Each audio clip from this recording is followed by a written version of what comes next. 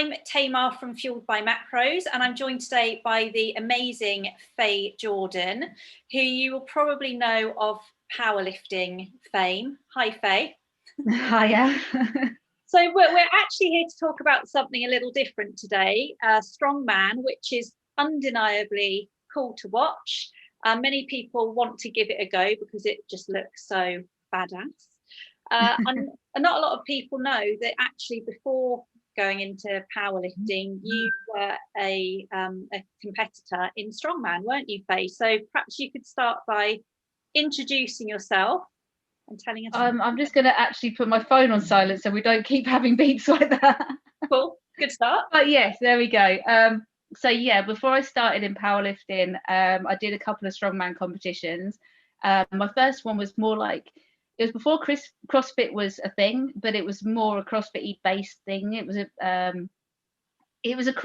there wasn't running, because anyone that knows me knows that I wouldn't do that. But it was called UK Strongest Athlete or something like that, and it was very cool. And then I got into my first actual strong woman competition was Britain's Strongest Woman, and I decided that I would join it because they were low on numbers. And I'm like, yeah, it's fine, I'll turn up. And actually I did okay, so it wasn't too bad. And then got into it from there.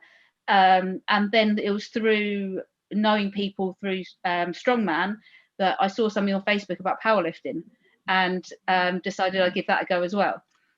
So yeah, like Strongman was actually where I started, and I continued to do both sports for a while, until it got to the point that I had to make a decision of pushing it in one or the other, and to kind of be, rather than try to be a bit mediocre at both, attempt to be a bit better than mediocre at one of them.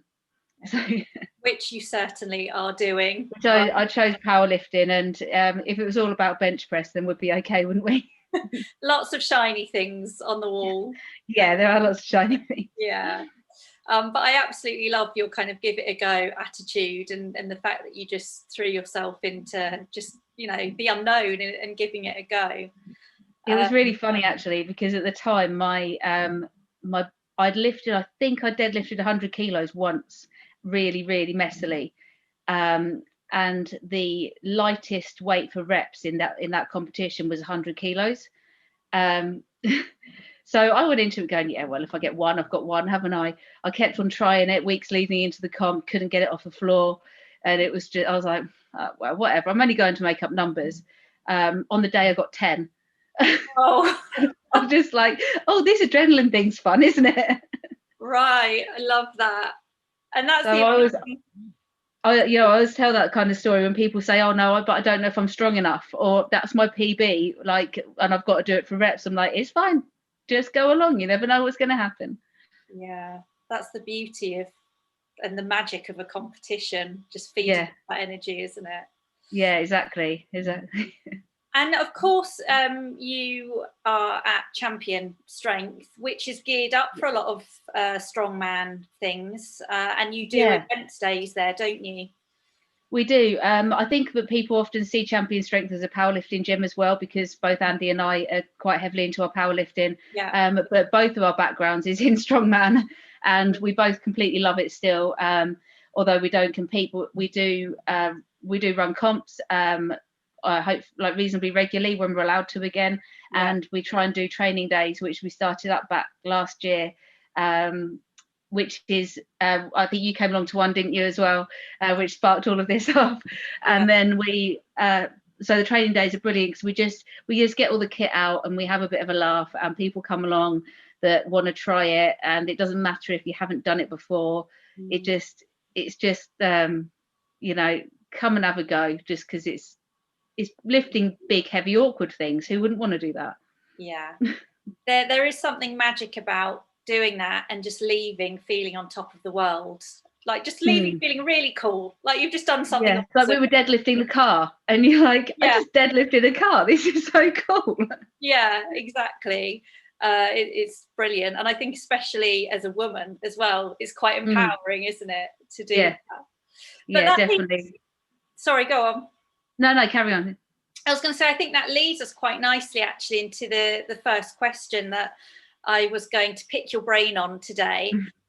because it looks cool. A lot of us like to watch it on TV, or maybe we've come and had a little taster session, you know, with yourself or at another gym. But training for strongman actually is quite different, isn't it? And not all gyms are geared up with Atlas stones and actual eventing things.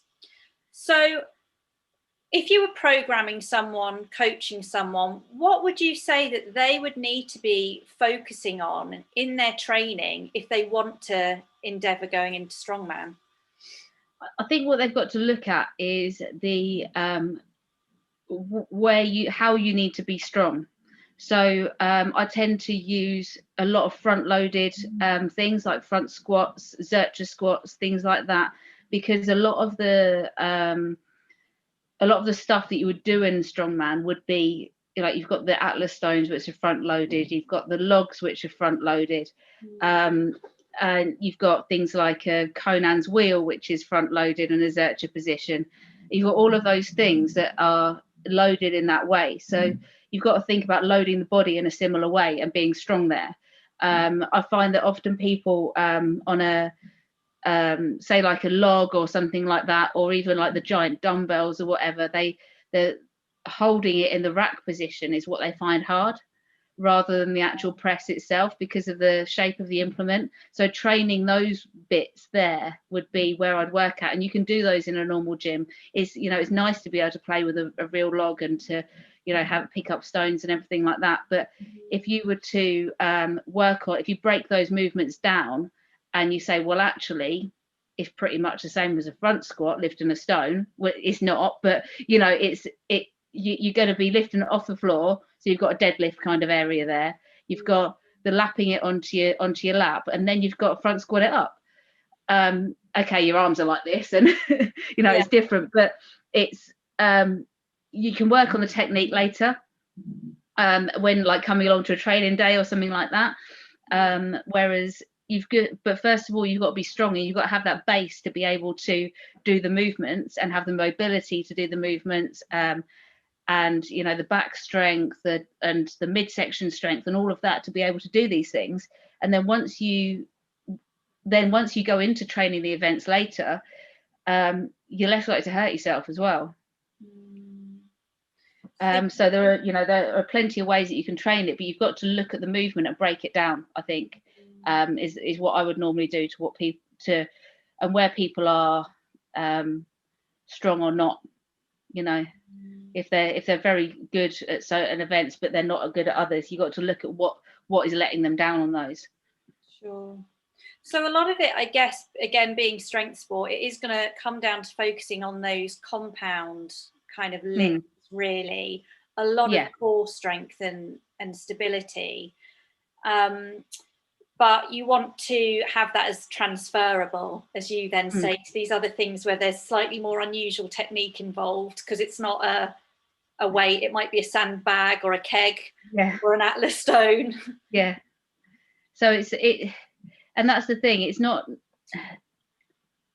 these things are, having the base strength is going to, in the end, be transferable. Because if you're using those big compound movements, you know, there's no point in standing there doing a whole bunch of bicep curls. I mean, you might, just if you're worried about your biceps being a weak point, but you would probably find a better way of doing that. So for example, if somebody was training for strongman above powerlifting, and you were looking at, say, a row kind of motion, a lot of the pulls in strongman are with a neutral or a supinated grip. Okay. Or one more like you've got a close together grip. You've got things like the mass wrestling, which is, you know, the holding onto the bar. That's you know, that's a close grip. You've got the harness pull, like the truck pulls, you're pulling on a rope. That's a close grip. Yeah.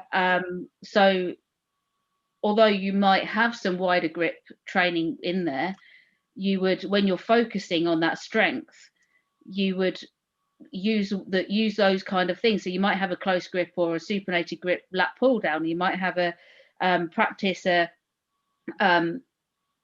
cable row, but you'd rather, with a power lifter, I'd probably put the hands out wide to help with the bench press and like the lats for the deadlift and things like that.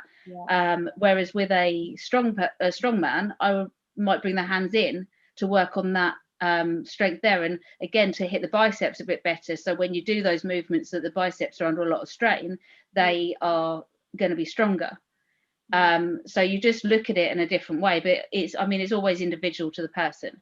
And again, you've got things like deadlifts in a strongman event, so you wouldn't neglect doing things like wide grip rows or anything like that, because again, you want to be strong in all of those places, but you've got to look at what's more likely to be the biggest weakness, and then you work from that. There's a lot more kind of disciplines to think of. Exactly. It's not just squat, bench, deadlift, is it? Yeah, exactly. And overhead work. Exactly. Well, overhead press, because powerlifters, we're not really utilising that a huge amount, are we? Although I do train it for powerlifting as well, because I think it does have some carryover to the bench press with just shoulder strength. But yeah, the overhead press is a big part of strongman.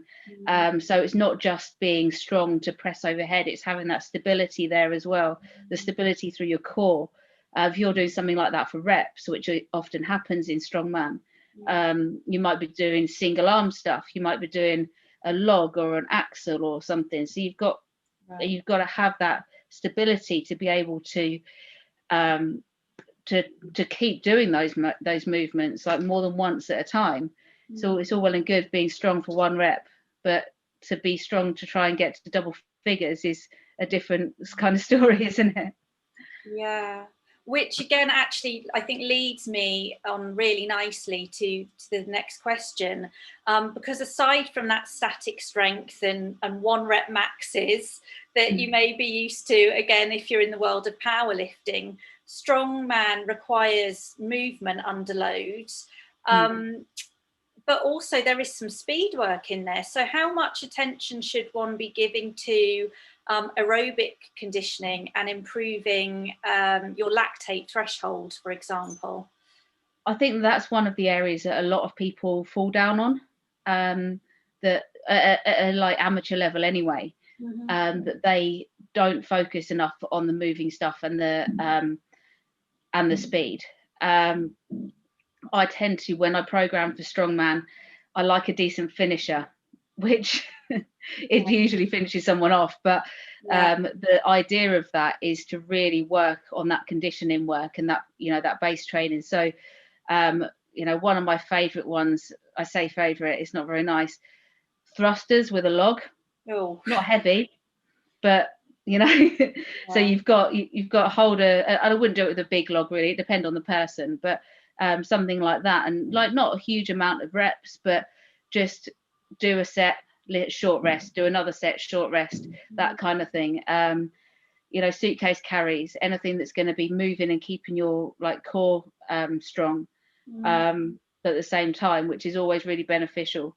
But then if you're going to look into getting some speed training in there too, how are you going to implement that? For somebody that's maybe quite big that might be into strongman, I wouldn't necessarily put jumps in, but however, you could do something like that. If you were lighter, you could do some sprint training, actually sprinting. Again, you wouldn't want to start off doing that if you're not trained to do it, but getting that speed and that power, the force from the floor. And these are all things that you can put into your training. A really good way that I like to do it is to, in a kind of a similar way, and I'm probably going to get lynched for this, but in a similar way to how the West Side do max effort and dynamic training for powerlifting, using that kind of idea, that you would have max effort days and you would have speed days. Then and I've used, when I used to train for both powerlifting and strongman, that's what I did. So I used I say a West Side split. It's not West Side at all. It was, I read the book and then thought, actually, we could maybe use some of these ideas to put something together that would work for both powerlifting and strongman. So on the speed days, I would do things like sprints. I might do fast farmers walks as well. After a deadlift session, I might do the farmers walks, and after a squat session, do some speed runs on the yoke and those kind of things. So putting the events in there light on the speed days, and then focusing on the strength on the other on the other days. Yeah, that's really interesting. Is a good way you can kind of try and mix the two up. Yeah, that's really, really interesting, kind of getting that undulating pattern there, and using the separate sessions to tap into those different energy systems also.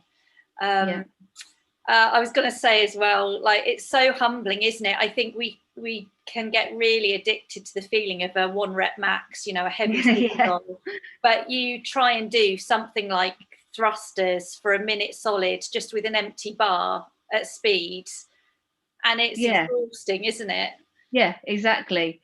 But to get that conditioning at the end, you don't have to do a lot of it.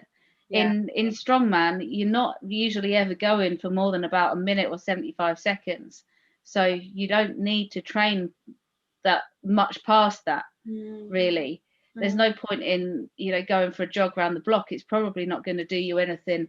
Well, it's not going to hurt you, but it's not going to be as beneficial as spending 5 minutes instead doing some interval work like that. Which is going to help more. And obviously it is training that is quite taxing, isn't it, on the central nervous system. You recover generally quite hard with any sort of strength sport. So for anyone who is wanting to get into this style of training, how many days a week would you recommend to them that they trained? How much rest would you say is mandatory? If someone was new to it, I'd say a maximum of 3 times a week to start off with. 2 times a week they could probably get away with. They're gonna newbie gains are brilliant. So when you first start something, you're going to make a lot of progress, but it's such a shock to your body because you've not done anything like that before. Then you don't need to do as much. There's all, the concept of more is better, doesn't necessarily work when it comes to training like this. If you can do the minimum amount that is going to get the result that you want, then that is going to be the best way to train.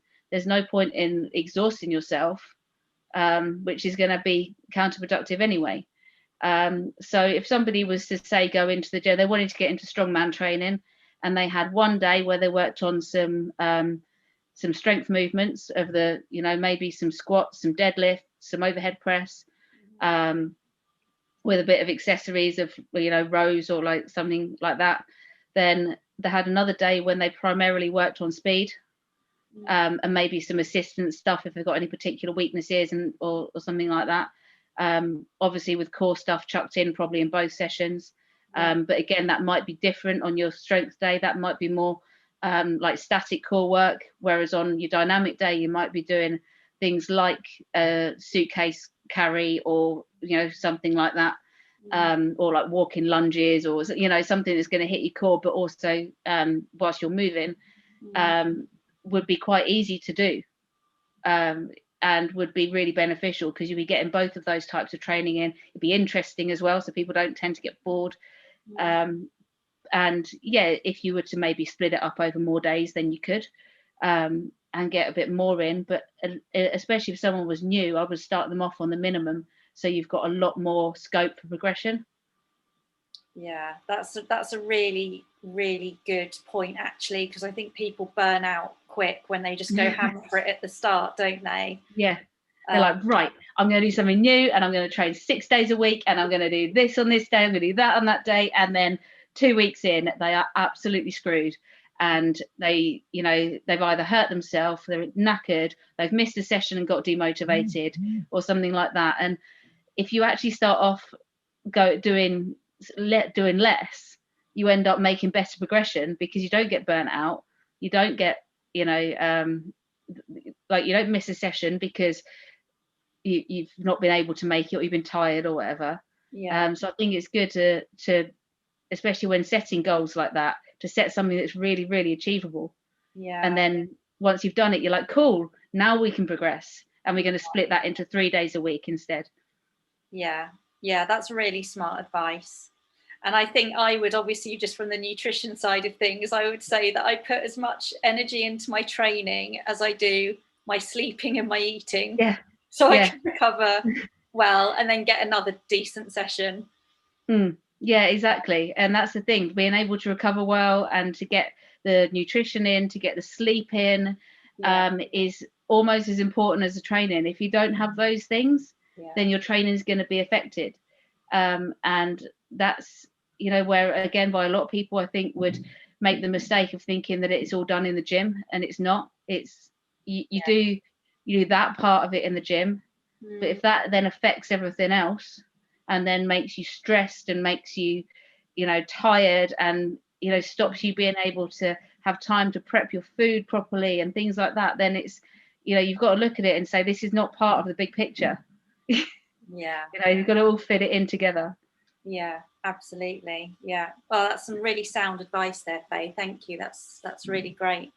So I think anyone who's followed that advice and is still hungry to go and actually train and get into doing maybe a novice comp, what advice would you give them? How should they kind of go about that? Cool. Well, finding a comp first is, there's loads of comps out there, and because it's not regulated or anything like that, you know, there's some that might be too hard, or some that you think, oh no, that's not actually a challenge for me. But look at what the comps are, look at what the events are, and if you think that you can probably do most of it, then that's probably a good way to start, and then train from there. So not that I would always say just train specifically, but if you know the events that you've got, you can base some of your moving events around there, like, or your speed days around that. And then obviously, and stick with the basic strength stuff the rest of the time. And speak to the organisers as well. When, you know, if someone messages me and wants to know about one of our comps, or wants to know, you know, what sort of level it's at or how it's going to be run, I'm happy to answer those questions as well. Sometimes you can't put up the events, like the weights as such, because you don't actually know what the weight's going to be. You know, like for our car deadlift, we kind of guess what it feels like, and then we put it up to that. You know, we don't exactly know what it is in your hands, but we kind of know that I can lift it at this level, and, you know, the lads can lift it at this level, so it's probably about this based on what our max deadlifts are. And like I think we had a Conan's wheel in our on our comp that you know, we haven't actually made it yet, so we don't know what the weight is until until we've actually made it and tested it. So for something like that, I'd say don't be put off because the organisers haven't put up the event weight or something for a moving event like that, especially for something that's a little bit different, because no one's going to know what it feels like. I could say that it's going to be 100 kilos, or I could say it's going to be 200 kilos. It actually matters how long the arm is, like, and where the leverage would be, and you know, so the weight is actually irrelevant. And I don't think people often get put off by things like that, saying, oh no, that looks heavy. Well, yeah, okay, the weight might be that, but actually in your arms or in your hands, you're probably only holding half of it. But everyone wants to know what the weight is, so we have to put a weight up, we have to put something. And I'd say with things like that is ask what the level of event is. If we're putting it on a novice event, it's going to be relative to what the other lifts are in there. So if we've got a I don't know, say for the guys a 180 kilo or 200 kilo deadlift for reps, that's a reasonably novice level for, like, you know, for a strongman event. It's not massively heavy. So if you're basing it around what you can do on that, look at and think, okay, well, they're gonna put the other events at a similar level to that, so don't be put off that everything is always on there, because it's just not possible to do it. But speak to the organisers, find an event, and then I think we were talking beforehand about programming, and I tend to program backwards. So look how many weeks the event is away, and decide what you're going to be doing on the week leading up to it, which will be virtually nothing. And then program backwards from there. So you know how long you've got, you know what you're going to be doing each week. And when like numbers you might be looking to hit, or when you're going to start actually doing some proper event prep, like you might find a training day that the gym is running, like the things we do. And you're like, okay, well, I'm going to test all the events on that day and I'm going to go along and try them. And before that, I'm not going to worry about the events too much and just try and get strong. And work on that conditioning and, you know, work on the core strength. And then once you've had a go at them and had a bit of coaching on them as well, then that can tend to settle people's minds a bit. Yeah, absolutely. And I think as well, having been to one of your event days, I was quite overwhelmed in a similar way to, I think, the powerlifting community, just how much camaraderie there is there on the day, and how everyone is supportive and cheers everyone on, because I always turn up to these things feeling like a fish out of water, very nervous, lots of self-limiting beliefs about how rubbish I'm going to be. But then you get there and everyone's just lovely and they cheer for you, even if you do manage one rep, and it does build you up. You feel better for it, don't you? Yeah. And that's the thing, with strongman and with powerlifting and a lot of like sports like this, is they're individual sports, so you are there on your own and you're competing for you, and that's what matters. But everyone else is also competing for themselves, and so cheering you on is not bothering them, because you know everyone's there for themselves and to be there to support everyone else.